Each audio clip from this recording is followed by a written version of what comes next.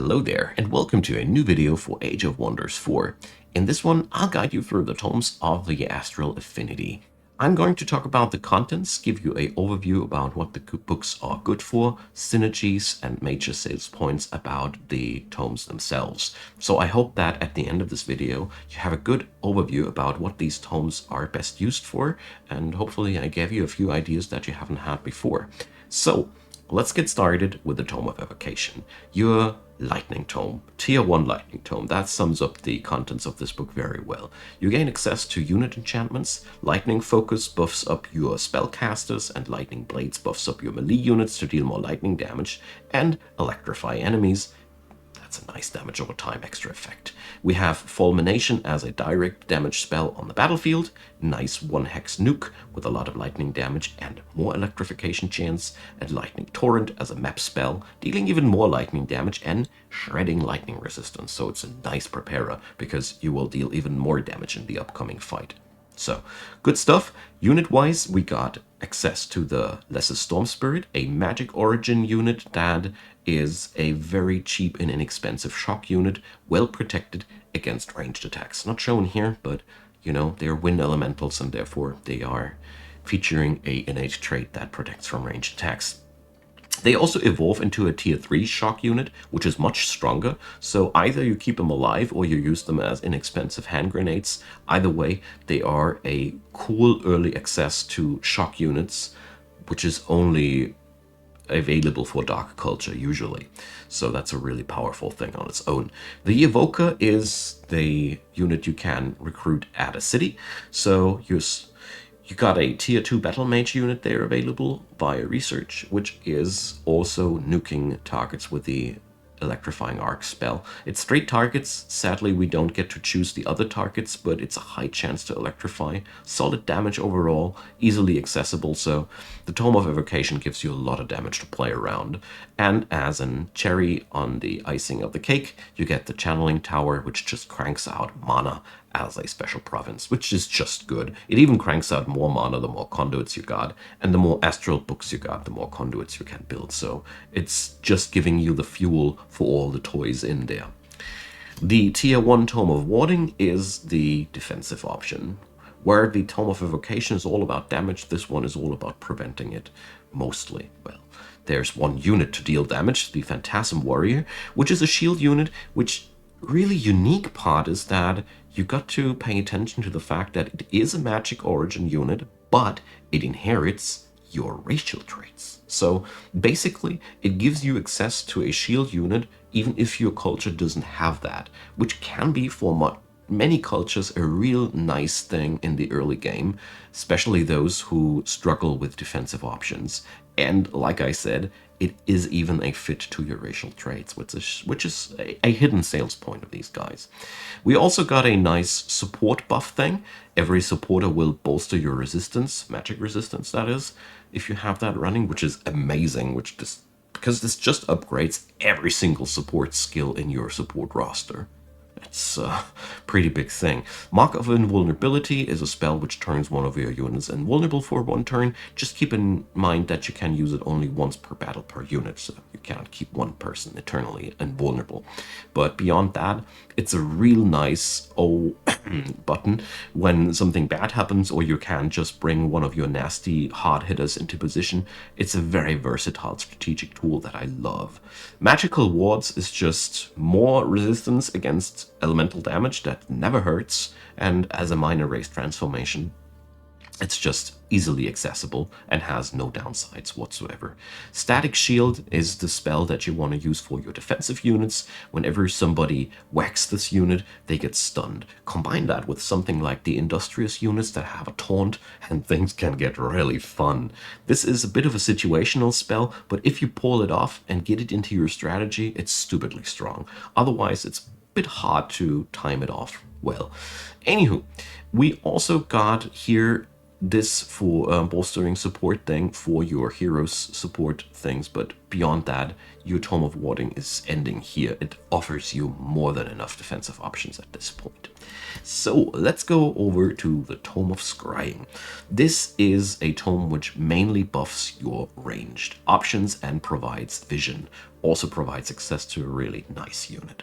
But you gain access to guided projectiles, which is an amazing unit enchantment on its own, because it lets you ignore everything between your archers and their target, which is much more of a big thing than you might think in the first place when you haven't tried out this enchantment yet. Because basically, it doesn't matter where your archers stand at it. Only the distance will matter, and this is so powerful. This is really a really cool thing on its own, but we don't end here. We also gain access to the Mental Mark, which is a nice debuff spell, you know. This is even more prepping up the enemy for your ranged attackers. But beyond that, well, it's 1 hex radius that makes it really powerful, and if you are opting in for a lot of magic damage, it's a nice softener. Scry Enemy is a nasty tool, which makes the enemy army work for you. I love this one. And Tower of True Sight is just a city structure that you can smack up to be protected from those nasty camouflage things. I really like that one too.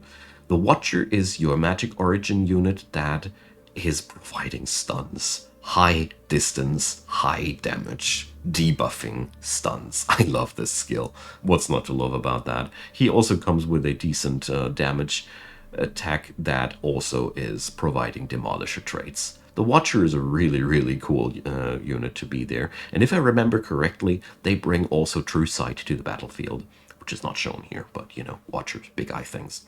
You also can apply that guided projectiles thing to your hero, and that's where the Tome of Scrying is ending, and it's an awesome book if you go for ranged paths. Tome of Amplification is the battle magic thing, and it is buffing up battle mages so much, and generally casting in combat is where this book is excelling at. But you also gain access to the Amplified Arrows unit enchantment, which just brings the lightning damage not only to your spellcasters, but also to your archers. It feels like it's the spell that should have been in the Evocation book, but wasn't in there because Evocation would have been too overpowered with that as well. But yeah, here you got it. The real cool spells come here.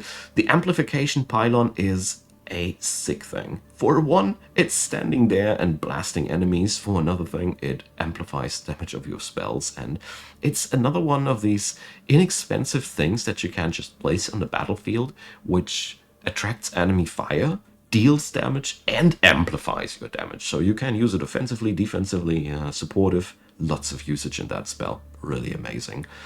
The Frenzying Focus is another sick unit amplification spell, which basically makes your battle mages hit harder the more often they attack.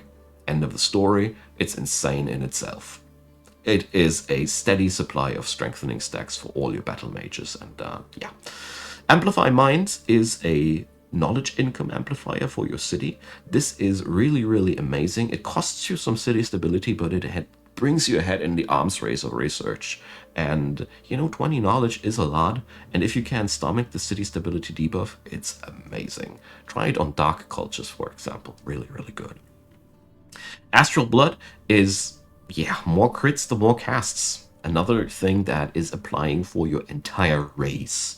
So, yeah, that's pretty brutal, because that will apply also to your melee units.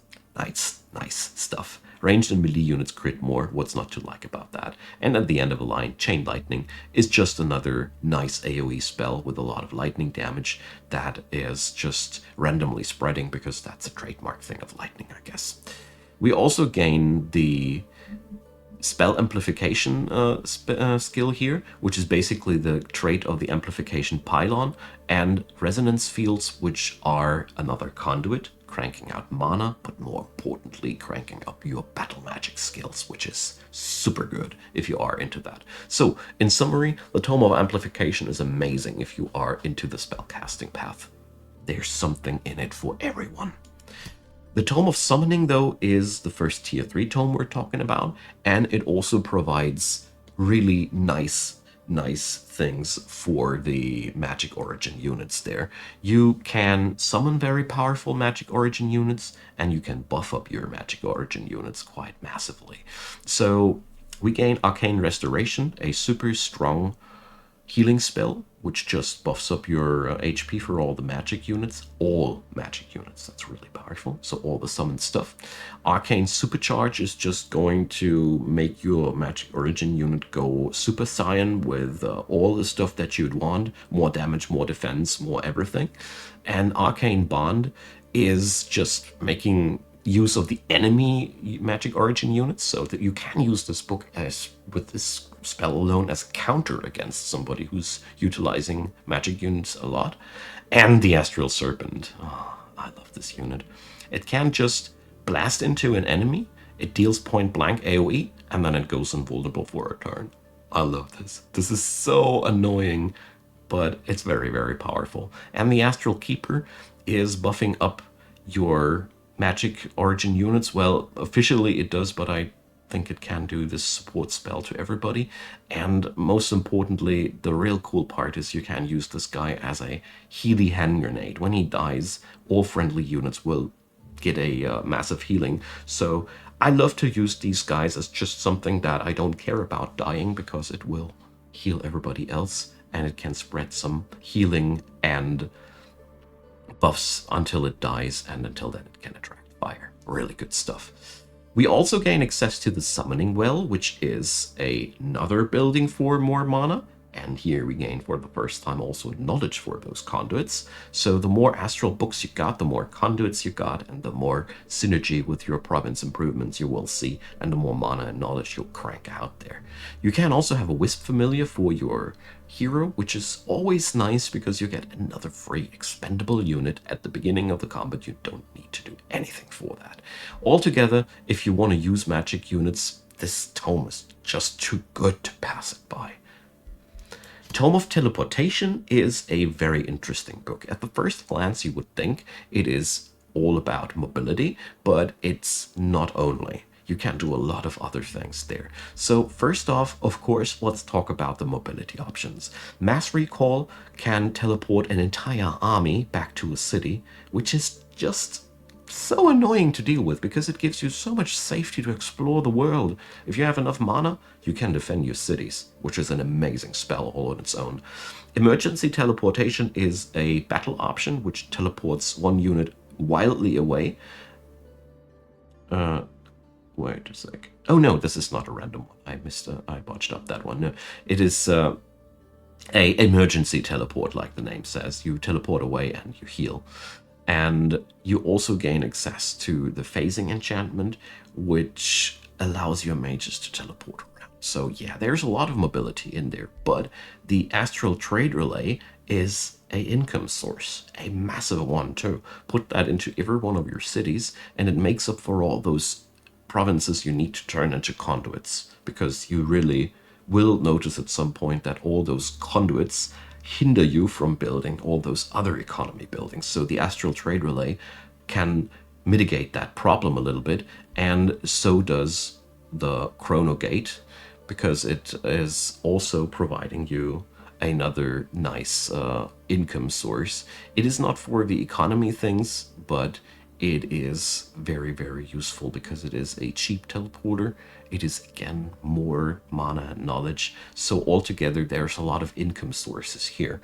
You also gain access to the Phase Beast, and I left the best for the rest, for the end, because this thing is just another super powerful magic origin unit that comes with the ability to teleport and move. This here means that you can teleport and do something afterwards. And upon sustaining the damage, this thing just teleports away once per turn. These things are so massively annoying to deal with, because they are just hard to kill, especially with melee. They are best to kill with ranged, but still, it is one hell of a summoning spell that gives you access to a really mobile shock unit, which is just a nightmare for every enemy backline. Altogether, the Teleportation Tome is massive. Really, really powerful. Let's get on over to the Tome of the Astral Mirror. This one is all about copies, copies, and copies. So you can copy a lot of things, and I'll go over all the options you got there. It's basically a book which utilizes the either multiplying your own strengths or copying what the enemy got. So you got access to summon astral reflections. This is a spell that just summons 2 reflections of your own unit. Every reflection is only 50% as strong and cannot summon on its own, but you get 2 reflections, so at the end of the day, you just get to copy a unit into 2 units. That is not bad at all, because it is only debuffing the damage, but you can multiply utility effects, for example, with that in a really, really sickening way. Also debuffing options, so there's a lot of power behind that. Don't get fooled by the damage reduction as well, because at the end of the day, the damage stays the same. It's just split up into 2 units. We also gain the Mirror Mimic, which is another summoned unit, which will just copy enemy units. He can only target enemy units, so the Mimic gives you the chance to just pick the part in the enemy puzzle that you like most and fling it right back at them. Just keep in mind that the range isn't that insanely high, but beyond that, it's offering you very high flexibility. So, the Throne of Mirrors is a city structure which gives your city a ruler hero if they get ever attacked, so pretty nice copy here as well. And last but not least, we gain the ability to reflect back magical damage from shields and polearms, which is an amazing trait. Sure, it's not reflecting physical damage, but by the time that we can learn this, other players will rely a lot on elemental damages as well, and this pays off really nicely. On top of that, we also gain a world spell, which just enhances our vision range, because why not? I guess mirrors can do that. And yeah, we also can get that as a hero trait. But the Astral Mirror Tome is all about multiplying your own stuff and stealing stuff from the enemy. And I want to emphasize another time that you can copy utility quite hard, and that sounds like a really massive pain to deal with.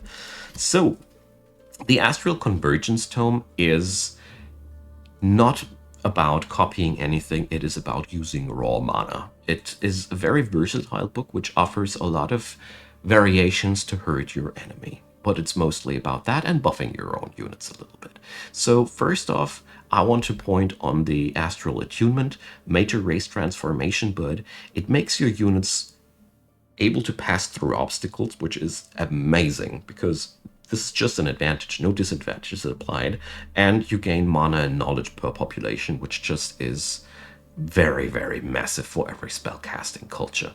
On top of that, we gain access to nice tools here. Cascading Power is a world spell which deals damage to enemies the more spells we cast in combat. Since you're at this point, you ought to do that every turn a lot anyways, so it just amps up the damage a little bit.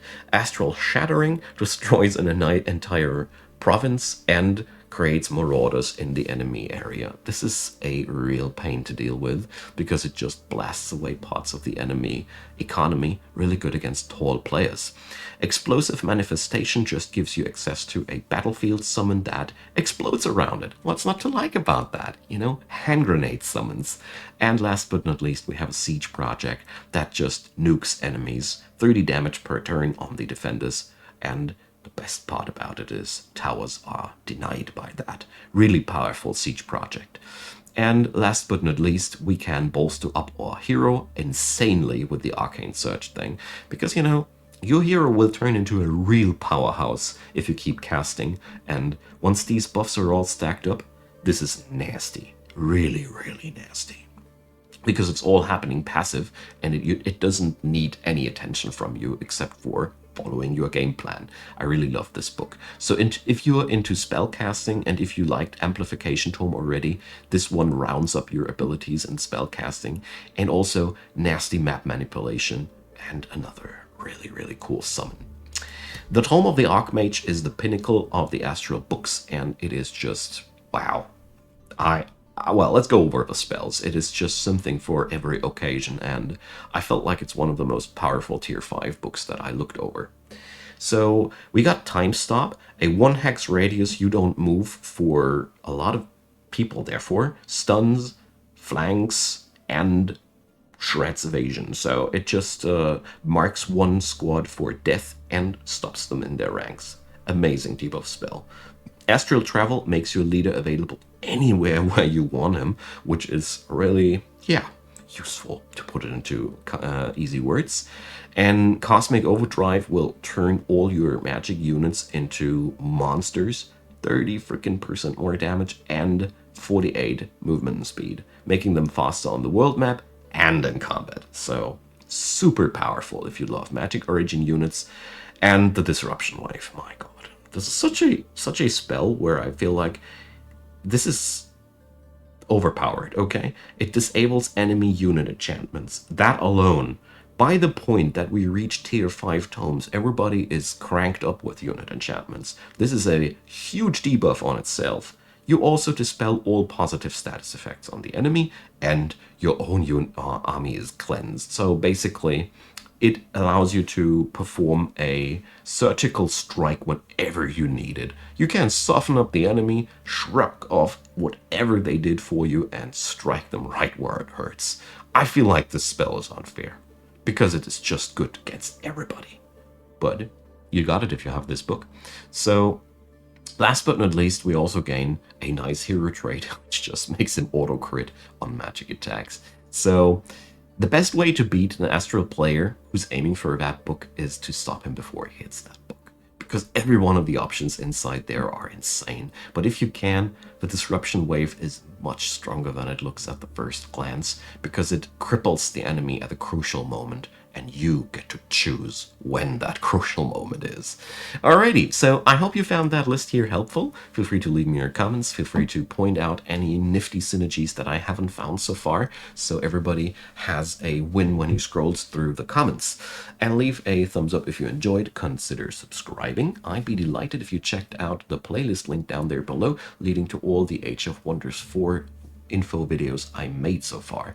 And at the very end, of course, I want to thank the supporters of this channel. You guys make all of this possible and many things more. And if you want to find out more, there's Patreon, PayPal, and Buy Me a Coffee as ways and means to check it out. And if not, thanks for watching this video. I hope you have a great day.